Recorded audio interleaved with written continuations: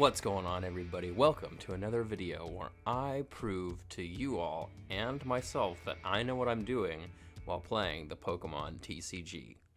So I'm going to Atlanta this weekend for the Atlanta Regionals, my first regional, and I figured I'd do a little deck profile on the deck that I'm going to play. It is Iron Thorns Dragapult. I think that Iron Thorns is pretty solid in the meta right now. There's no way to turn off its ability to turn off other Pokemon's abilities, and abilities are pretty important to set up for decks that use like Squawkabilly and just any EX Pokemon that has abilities. Future Box is a little tough, especially if somebody knows how to play that deck, but it's fine just because Iron Thorns doesn't turn it off. But Dragapult is also very strong into that deck as well. You know, it's also good into decks like Archaladon, shutting off Archaladon's ability to attach energies to itself. So it's just a pretty solid build, I think, all around for the meta, especially into the wall decks. Mainly, I was just really scared of Melodic. If I'm being completely honest, I didn't think I was going to be able to win against Melodic, like, with a Dragapult deck.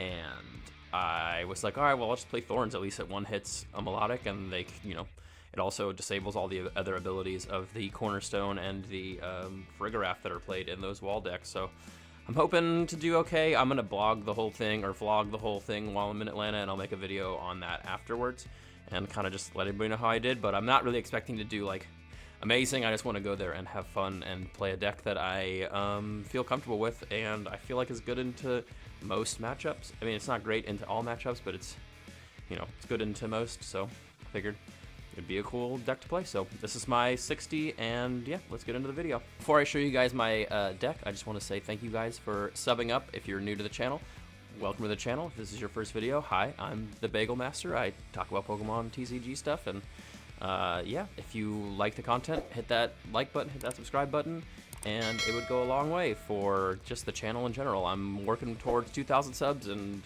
we're getting there faster than I expected, so I appreciate all of you guys, and thank you so much. Okay, so this is my deck profile for the deck that I'm playing to Atlanta, which is Dragapult Iron Thorns. And I'm going to go ahead and explain every card that's in here and why I have each card. And the reason why I'm playing this deck. So, starting off, we got our 4 Dreepy and 4 Drakloak. The Drakloak, obviously, the Recon Directive is super strong, especially if you can get at least 3 Drakloaks in play. You're pretty much drawing or seeing about 8-9 cards every turn with your draw for turn. It's just super powerful draw engine for the deck. I'm not running Pheasantipity in this, so like my whole draw is the Drakloaks. I'm running 2 of the Dragapult EX. I had 3 in here originally, but 2 seems fine. 2 seems to be working well, and I have Night Stretcher in here to get 1 back, and then if I do prize one of or both of the Dragapults, I also have another attacker in the Iron Thorns, which I'm playing 4 copies of, that can also get some KOs for me. So I'm not like super worried about not getting these 2 in the hand or in the deck. If they get both prized, then, you know, it is what it is. It's unfortunate, and I either will win or I'll lose. The main thing with the Iron Thorns is its ability, Initialization. It cuts off all abilities for Rule Box Pokemon. EX, Radiance, but there's no more Radiance and Vs. So it just shuts off all abilities for EXs besides future Pokemon. So the Iron Crown and the Iron Valiant, those abilities still take effect. But every other Rule Box Pokemon, it shuts down their abilities. So Squawkabilly can't use his Squawk and Seize, Pidgeot can't use Quick Search, and Charizard can't use his fire attaching ability, just so on and so forth. It definitely shuts down a lot of stuff in play. So it's pretty useful if you can get it out in your opening hand and just bench it in the active. That's why I'm running 4 copies. Getting it out in the first hand is a little difficult. It's like hit or miss, but it happens more often than not. When it does, it feels pretty good. So we're also running 1 copy of Budew, 1 of the Toedscool line, and 1 of Clefairy EX. So the Budew obviously is for the item locking.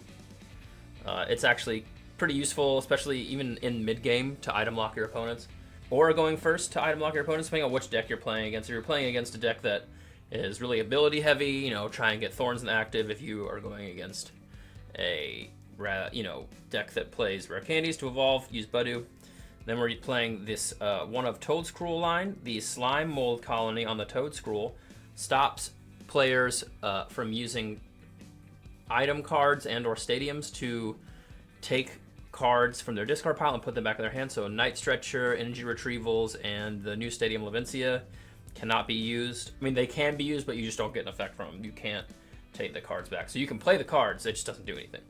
And then Lillie's Clefairy, Fairy Zone is basically just in here for the Dragapult and Raging Bolt matchups to try and get some easy KOs on the Dragon-type Pokemon with its ability Fairy Zone. It's pretty easy to power up, especially with the amount of Crispins that I'm running, to get the Psychic and Colorless Energy on there. Then we're playing 4 Arven for our search for our item card, and our tool, which we run a lot of tools in this deck, so we'll get to those at the end. 4 Crispin to get our different types of energy. We're running 3 different types of energy in this deck, so Crispin is pretty useful at getting those into play. And like the main theme of this deck is to just try and get Iron Thorns in the active, try and get some Crispins in play, get some energy in play, and also Iron Thorns attack does 140 damage, and then you move 1 energy from the Iron Thorns to one of your bench Pokemon. So it's a good way to spread your energy around. Just Crispin all the energy to Iron Thorns, then you can slowly disperse it to your Dreepies once you have those in play, into your Drakloaks, and then into your Dragapults. We're playing 2 bosses orders for some Gust. We're playing 1 Iono just to get a little techie in the mid game or in the beginning if you need to draw some more cards, and 1 Professor Turos to Turo up either a super injured Dragapult or a super injured Iron Thorns. It's kind of a good card. I was up in the air on whether to run 2 Ionos and cut the Turo, but I think Turo's fine. Turo feels real good in this deck. And then our A spec is the Precious Trolley, which is why Arven is so important. You want to basically have Thorns in the active, draw into Arven on your first hand, or somehow a way to find Arven, and then you use Arven to find Precious Trolley, fill up your bench. Next, for our trainer cards, we are running 4 Pokégear 3.0, and that's pretty useful to help find our supporters, whether it's Arven going first, or Crispin throughout the game, or boss's orders, depending on which one you need. This, plus the Drakloak's already, like, deck search ability is pretty powerful at getting any of these supporters you need. And most of the times it's like, all right, I just need an Arven to find this one item and then power something up, or I need a Crispin to help me get more energy in play. Next in our items, we got 2 Ultra Ball and 1 Nest Ball. Ultra Ball to help us find our Pokemon if we need it. Don't really run too much of them because you're already kind of drawing into stuff with your Drakloaks once you have them in play, but it is super useful to have at least 2 copies of this card to get your Dragapult out when you really need it. We're running 1 Buddy-Buddy Poffin for some basic energy search. Essentially, the idea of the 1 Buddy-Buddy Poffin is if you prize Trolley, then at least you have Buddy-Buddy Poffin to get 2 Pokemon out. 2 Dreepies, whatever you can. Like, prizing Trolley isn't the best. It sucks. But there's also been games where I've been able to set up without using Precious Trolley when it wasn't prized. So that's definitely possible with some lines in here. And once you have all your Drakloaks in play, you just keep drawing through all your Pokemon to then, or all your cards to find your Pokemon, to evolve them, to put them in play, and vice versa. So next item, we're running 1 Counter Catcher for some extra Gust. If any card I would want 2 copies of in this, it'd be the Counter Catcher, but I just don't have any room for it. So 1 copy has felt fine with the 2 boss. 1 Earthen Vessel to find some energy in case you can't get your Crispins out, or you need to just have 1 energy to attach for a TM Evo, which we'll get to our tools in a bit. Got 1 Night Stretcher, like I said earlier, 1 Super Rod to, recuperate some energy from the discard pile. There's some tricky plays you can do at the end of the game. If you don't bench Lillie's Clefairy, and you're going up against a Dragapult, and you're, just getting down to the nitty-gritty, and all you have to do is just take 1 big knockout on a Dragapult to win the game. This Lillie's Clefairy, you can play it, and had you super rodded some energies into your deck to make sure that they're in there, bench Lillie's Clefairy, Crispin energy, to the Clefairy, and then you have an instant KO on a Dragapult. And I have done that play before. It's pretty fun, pretty useful. That's why I have Super Rod in here instead of 2 Night Stretchers, just to get that extra energy in the discard in the late game, and then use my final Crispin or my second to last Crispin, however many I have left, to then use that play. We got 1 Switch because Switch is pretty powerful in this deck. Iron Thorns can get stuck in the active. It has 4 retreat cost, and sometimes I don't have the Future Booster Energy Capsule in play, so yeah, that's that is why Switch is in here. And also the Toedscruel can get stuck in the active. Switch is a really nice addition to this. We got Town Store as our stadium to help us find our various tools, and we are going to go through our tools right now. We got 1 Bravery Charm, 1 Rescue Board, 1 Defiance Band, 1 Future Booster, and 2 Evos. So, the idea behind the Bravery Charm, you can either attach it to your Iron Thorns, giving it 280 HP, which is a little bit more difficult to deal with than 230. You definitely can get KO'd pretty easily with only having 230 HP, especially from a Trapagos. But 280 is a much different number to try and hit. It also makes decks like Goldango have to use 1 extra energy, which can really impact them, especially if you then throw down your Toedscruel the next turn, and they aren't able to recover that energy out of the discard pile. So, Bravery Charm, super sick. Rescue Board, also super sick to give your whole Dragapult line free retreat. And also, if your Toedscool does get stuck in the active, you know, you can Rescue Board to it and attach an energy and retreat, and then you can Super Rod that energy back into your deck. There's been a couple matches where people have tried to trap Toedscruel in the active, and I have just been able to Crispin energy to it because its retreat cost is 2. Retreat it, hard retreat, and then Super Rod the energies back in, so it's like it never happened. The Defiance Band is one of those cards that I was like, maybe put this in here, maybe not, but it gives you 30 extra damage when you're behind in prizes, which is super useful in certain matchups. I really like it. I think it's dope. And if there was a card I was gonna cut, it'd probably be that to add, you know, either another Iono or another counter catcher. But for right now, the Defiance Bands team is really powerful, going into certain matchups like Roaring Moon or Trapagos or stuff like that, where I can just 1-hit KO 230 with a Dragapult and not have to worry about that residual damage lingering on that Pokemon to try and take it out later. So yeah. Then we got Future Booster, which for our future Pokemon, all of our Thorns, it gives them free retreat and adds 20 damage that they're doing. So you can do 160 damage with Iron Thorns, and then if it's super effective, 200 or 320, which is pretty good. And then our 2 TM Evos, which is kind of what you want to do first turn. You want to get Thorns, going second.